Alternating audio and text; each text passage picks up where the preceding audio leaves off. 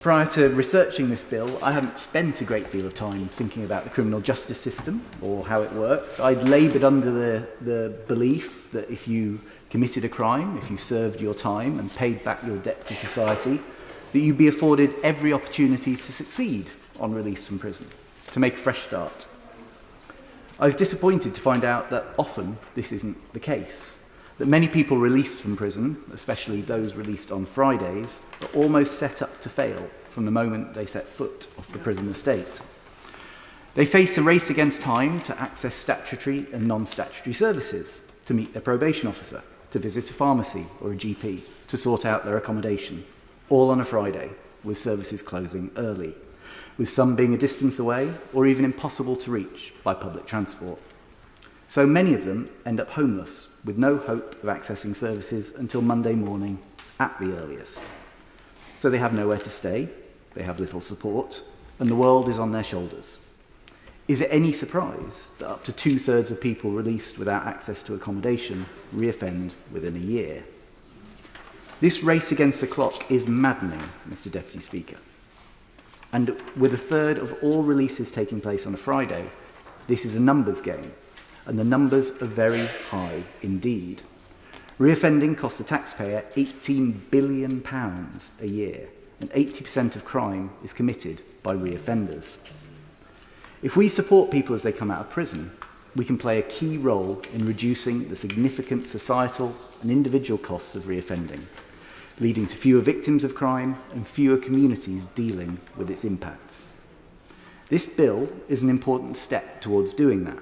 By making a simple change, by varying the date of release for vulnerable people by up to 48 hours, we can relieve that time pressure and give people the opportunity to make a fresh start.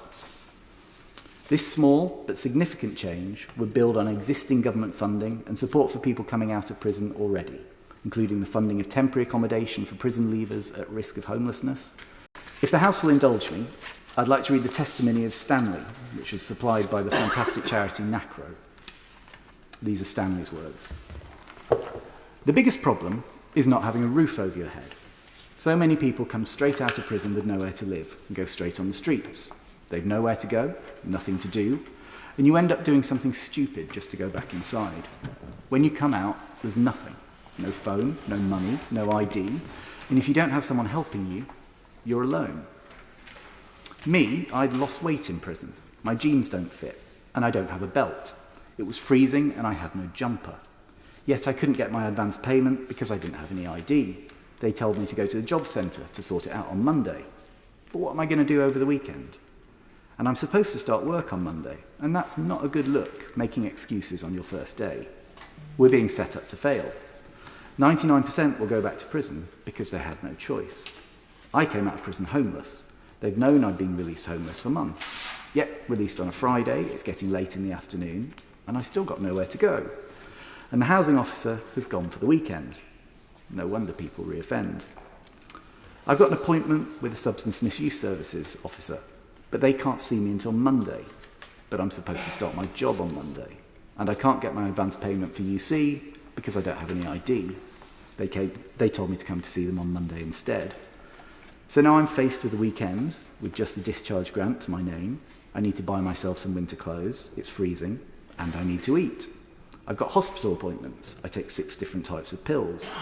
I'm starting a job on Monday, and I can't go to the job centre on my first day of work. This is what people have to deal with all the time. And Mr. Deputy Speaker, this is the comment from the Nacro resettlement worker who met Stanley.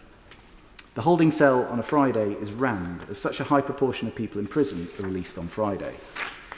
It's made worse by those whose release dates were set for the weekend and are being released on a Friday instead. The pressure on the prisons and resettlement services is incredible. Yet so many are being released without any support. Nothing. They don't know who their probation officer is, where they need to go, what they need to do.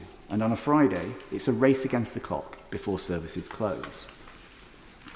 Unfortunately for those without housing, the only option on a Friday is emergency accommodation, if that's available. And then that person will have to go through the whole process again on the Monday, all the while trying to get to a whole range of other appointments. And UC throws up another obstacle.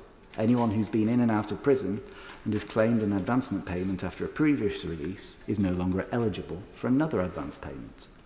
Released on a Friday with just a discharge grant, those impacted are faced with a long weekend and just £76 to their name. There's a fleeting window of opportunity for people on release from prison, and we simply must not allow those who are serious about making a positive and meaningful change in their lives to fall by the wayside. We should not be setting people up to fail. This is not about softening sentencing. It's about making sure that the right support is in place at the right time to prevent them from immediately falling through the cracks. Evidence suggests that a Friday release day has a disproportionate impact on those with complex needs, those who have greater distances to travel upon release, or those with substance or mental health needs, who face an increased risk of homelessness. Ministry of Justice research has shown that the release date can make a 5% difference in the likelihood of reoffending, with 35% of those freed on a Monday reconvicted within a year, compared to 40% on a Friday. And let's not forget that each of those individuals within that 5% represents a further unnecessary strain on the already stretched capacity of the prison's estate. More crime means more victims, and each of these instances of reoffending represent lost opportunities for reform after people have served their time and should be able to demonstrate their ability to rejoin and fully contribute to society.